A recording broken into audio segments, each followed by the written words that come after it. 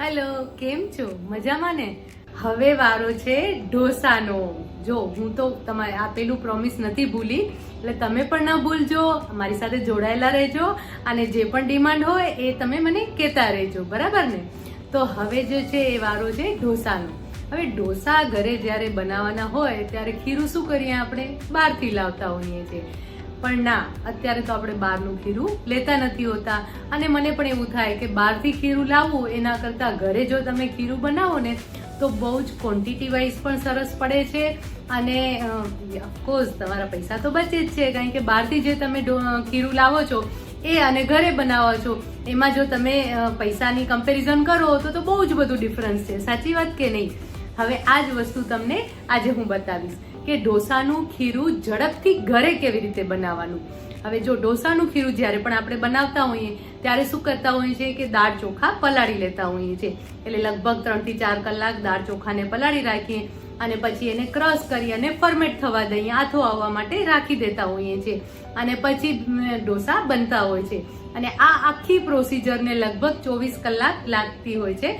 એટલે કે આગલા દિવસે આપણે દાળ ચોખા પલાળીએ, આખી રાત રહેવા દઈએ, સવારના વહેલા ઉઠીને પીસી લઈએ અને પછી સાંજના આપણે ઢોસા ખાવા મળે છે. આટલી બધી રાહ કાંઈ જોવાતી હશે ઢોસા ખાવા માટે?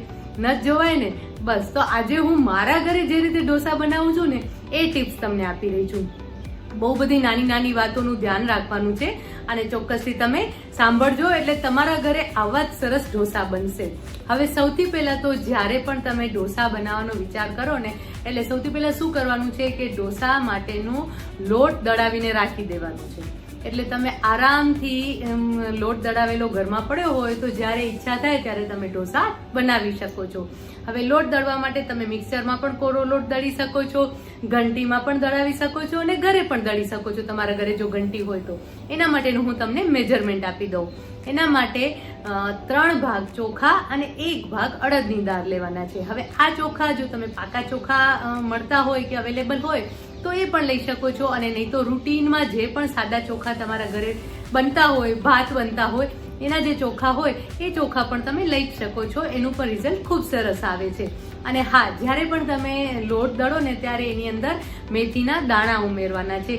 એટલે કે લગભગ 1 ચમચી મેથી ઉમેરી લેવાની છે. મેથીના જે આખા દાણા હોય ને એ દળવામાં જ ઉમેરી લેવાના છે. મેથી જે પણ આપણે આથો આવવાની જે પ્રોસિજર છે ને એમાં હેલ્પ કરે છે અને આથો ખૂબ સરસ રીતે આવી જતો હોય છે. હવે લોટ તૈયાર થઈ ગયો છે તમારી પાસે, બરાબર ને? એટલે તમે જ્યારે ઈચ્છો ત્યારે ઢોસા બનાવી શકો છો. હવે સૌથી પહેલા તો જ્યારે પણ આપણે ઢોસા બનાવવાના હોય ત્યારે લોટ ઘરમાં હાજર હોય એટલે સૌથી પહેલા લોટ લેવાનો છે. હવે લોટ માટે 2 કપ તમે લોટ લો ને તો એમાંથી 18 થી 20 ઢોસા તૈયાર થઈ જશે તમારા. એટલે 2 કપ લોટ, મેજરમેન્ટ કપ 2 કપ લોટ લેવાનો છે અને એની સાથે 1 કપ છાશ. એટલે એ છાશ તમે અડધો કપ દહીં અને અડધો કપ પાણી એ બંને એડ કરી અને છાશ તૈયાર કરી લેવાની છે. થોડી ઘટ્ટ છાશ તૈયાર કરી લઈશું અને એને હું છે ને નવસેકી ગરમ કરું છું, જેના લીધે આથો પણ ખૂબ સરસ આવી જતો હોય છે. તો એ ગરમ કરેલી જે છાશ છે એ લોટમાં ઉમેરી દઉં છું. સરસ રીતે મિક્સ કરી અને એને લગભગ 2 કલાક એઝ ઇટ ઇઝ રહેવા દેવાનું છે ગરમ જગ્યાએ. એટલે આ પ્રોસિજર હું સવારના લગભગ 10 વાગે કરું કે 10 વાગે લોટ પલાળી અને મૂકી દઉં છું. આપણે એવું કહીએ કે ભાઈ આજે હાંડવાનો લોટ પલાળ્યો છે તો તમારે એવું બોલવાનું કે આજે મેં ઢોસાનો લોટ પલાળ્યો છે, બરાબર ને? તો હવે લોટ પલાળેલું તમે મૂકી રાખો છો. પછી આ લોટનું હવે શું કરવાનું છે, આ બહુ જ અગત્યની ટીપ છે, એટલે આ તમે ના ભૂલજો. હવે 2 કલાક પછી જે પલાળેલો લોટ છે એને ક્રશ કરી લેવાનો છે, મિક્સચરમાં એને ચર્ન કરી લેવાનો છે. આમ કરવાથી એકદમ સરસ, એટલે કે જે ટેક્સચર છે, ખીરું જે છે એ તમને એકદમ બહારથી જે તમે ખીરું લાવો છો ને એવું જ ખીરુંનું ટેક્સચર તમને મળી જશે. અને જરૂર પડે તો થોડું પાણી પણ ઉમેરવાનું છે અને સરસ રીતે ક્રશ કરી લેવાનું છે, વાટી લેવાનું છે. એટલે એકદમ લીસું પણ નહીં અને એકદમ કરકરું પણ નહીં. એ તો તમને ખ્યાલ આવી જ જશે કે કઈ રીતે વાટવાનું છે, કારણ કે તમે ઢોસા તો રોજ તમારા ઘરે બનાવો જ છો, અવારનવાર બને છે, બરાબર ને? તો હવે આ રીતે એને ક્રશ કરી લેવાનું છે, પીસી લેવાનું છે. આ પ્રોસિજર કરી અને તમે પછી એને રહેવા દો.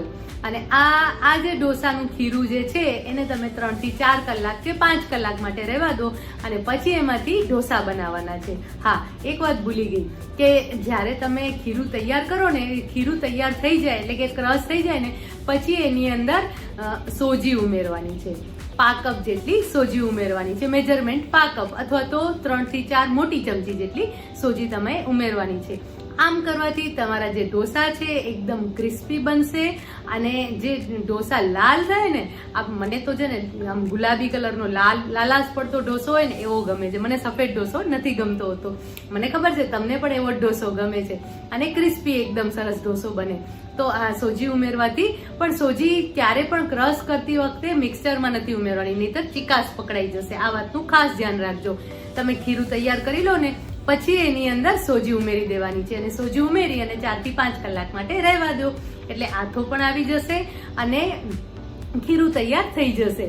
હવે ઢોસા ઉતારવાની વારી. હવે જ્યારે તમે ઢોસા ઉતારો ને ત્યારે શું કરવાનું છે કે તવી પર સૌથી પહેલા તો ઘી લગાવી અને પાણી આપણે છાંટતા હોઈએ અને પછી ઢોસા ઉતારવાની શરૂઆત કરતા હોઈએ.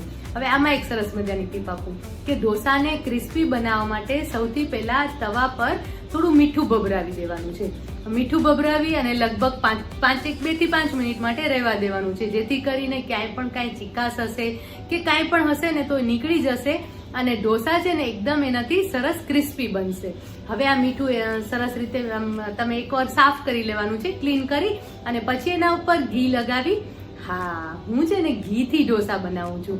જ્યારે તમે તેલને બદલે ઘીનો ઉપયોગ કરશો ને ત્યારે જે ઢોસા તૈયાર થશે ને એ બારે તમે માણેક ચોકમાં જે ઢોસા ખાવ છો ને એના જેવો સ્વાદ મળશે તમને. તો આ પણ એક સરસ મજાની ટીપ છે. એટલે તમે જો જોડાયેલા રહેશો ને તો નવી નવી ટિપ્સ આવ્યા કરશે. મને પણ એવું થાય કે હા, કંઈક તો નવું આપવું જ પડશે તમને. તો આનાથી ઘીથી ઢોસા બહુ જ સરસ બનશે અને બસ પછી તો તમે ખીરું પાથરી અને ઢોસા બનાવી લો અને ઢોસા પર ઘી પાથરી અને ઘીથી ઢોસા ઉતારી લેવાના છે. અને જે ગ્વાલિયા ઢોસા મળે છે એમાં તો બટર સરસ હોય છે, એટલે તમને ખબર છે કે જો તમને એવા ઢોસા બનાવવા હોય તો સારા એવા પ્રમાણમાં ઉપર બટર મૂકી દો.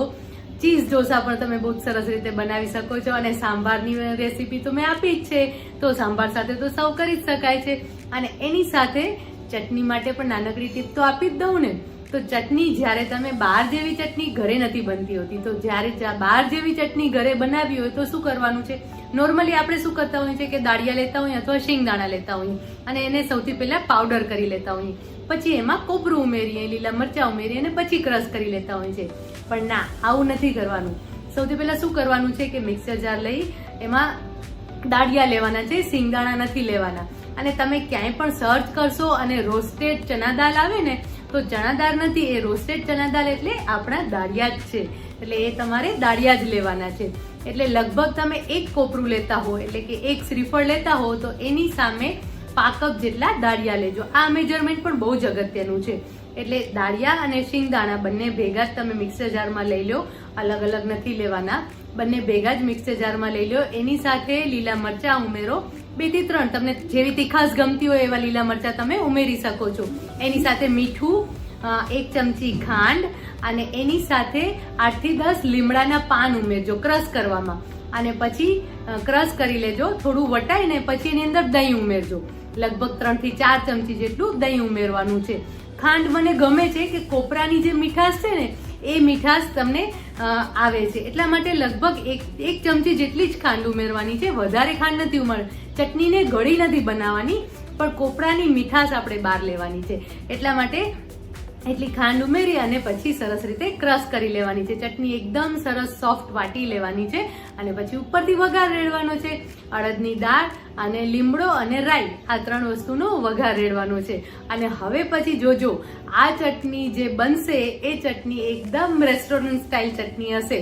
તો આજે હવે મેં તમને ઢોસા અને ચટણી 2 સરસ રીતે તમે ઘરે કેવી રીતે બનાવી શકો ને એ બતાવી દીધું છે.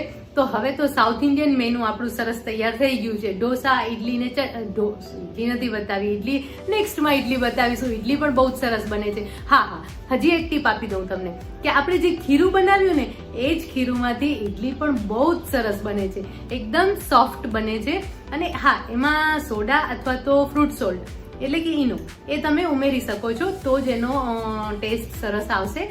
હવે એનું પ્રમાણ માપ શું છે એ આપણે બીજી વખત ચોક્કસથી વાતો કરશું, પણ એની ટિપ્સ ફરીથી બીજી વાર આપીશું. પણ આજે એમાંથી ઇડલી પણ સરસ જ બનશે.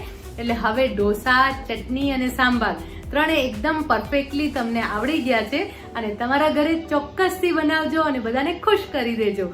બરાબર ને? તો હવે નેક્સ્ટ માટે રાહ જુઓ કે હવે શું છે. ત્યાં સુધી બાય બાય.